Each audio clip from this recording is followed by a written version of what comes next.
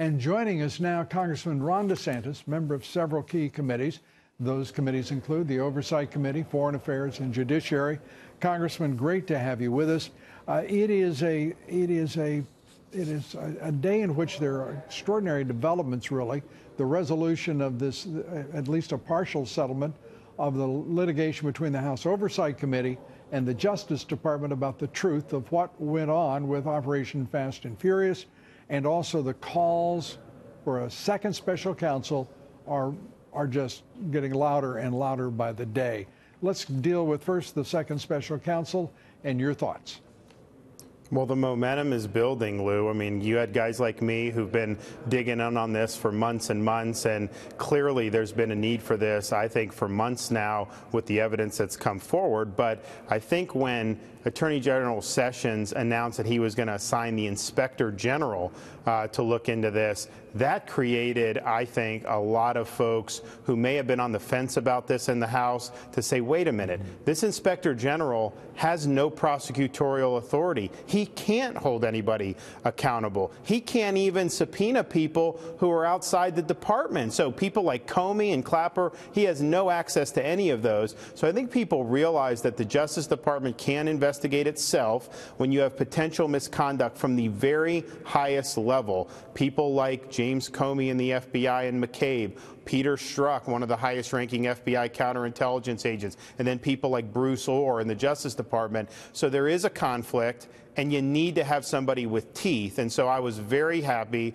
that Congressman Gowdy and Goodlatte sent the letter to Sessions, and we now have this information from the Shannon Bream show and the interview with Sessions that he has maybe assigned somebody. I want to know more details about that, Lou. I think taking someone from outside Washington, I think that's a great step. But is this somebody who's already a Justice Department employee? You can do that. I'm not sure that's the best way, but I think the most important thing, regardless of whether it's somebody outside DOJ or inside DOJ, is this individual going to actually use a grand jury and conduct a legitimate investigation, or is this going to be Hillary Part 2, where they don't subpoena anybody, they don't do search warrants, they don't even use a grand jury, and they do kind of a half-measure investigation? That's not going to cut it in this case. We need an actual, rigorous investigation. Mueller is over there. He's turning over anything he can find to try to dig up dirt. How can you have somebody like that doing that when we don't even have evidence of any collusion, but yet not do the same thing or at least as rigorous with this abuse, which we have now substantiated? The Mueller special counsel is right now, Congressman, if I may say, an utter farce. This is a president who's been subverted by the special counsel in his appointment last May. He's produced no evidence of any kind of collusion. He is going after some of the most tangential issues he possibly could, including going after the United Arab Emirates.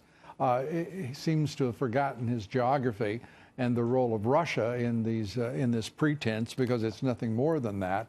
A special counsel has to be very focused here. I think we've all been taught that lesson again by Mueller and his band of, left-wing partisans that he calls investigators and attorneys. Yes, and I think that Mueller basically gets assigned to this thing. There was not even a crime identified in the appointing order. So I think Mueller, and actually anyone in that position, okay, we got to justify our existence. Let's just find something. And that's not the way these investigations are supposed to be going. But the buck really stops with Mueller's supervisor, who's the Deputy Attorney General, Rod Rosenstein. He can rein Mueller in. He has full authority to do that, but he's not been willing to do it. And so basically, Mueller is calling the shots, even though Rosenstein outranks him, even though Rosenstein is supposed to be in charge. Basically, I think Mueller's running roughshod, and the investigation has not been focused. When you start talking about things like United Arab Emirates during the transition and after the inauguration, what does that have to do with the so-called collusion? And I go back to the Nunes memo, Lou. People didn't pick up on this piece as much, but the idea that Peter Strzok is the one that started the so-called collusion investigation. He opens the case a couple weeks after they shut down the Hillary case. This famously anti-Trump agent who said we needed an insurance policy, He gets it based off some random tip that some Papadopoulos is saying these things drunk at a bar that didn't even amount to criminal offenses, even if true. So this thing from the start, I think, has been exposed as something that should have never gotten to this case, this level. And I think that, Mueller, all the cases he's brought, you don't need a special counsel for any of those. Assign those to the Justice Department, Manafort, all these others. But he needs to bring this to a conclusion so that the American people can go on with our business. And the president be fully exonerated, and the efforts to subvert his administration end straightforwardly and forthwith. Congressman, we thank you for your efforts, which have been significant and essential. And we appreciate you being with us here tonight.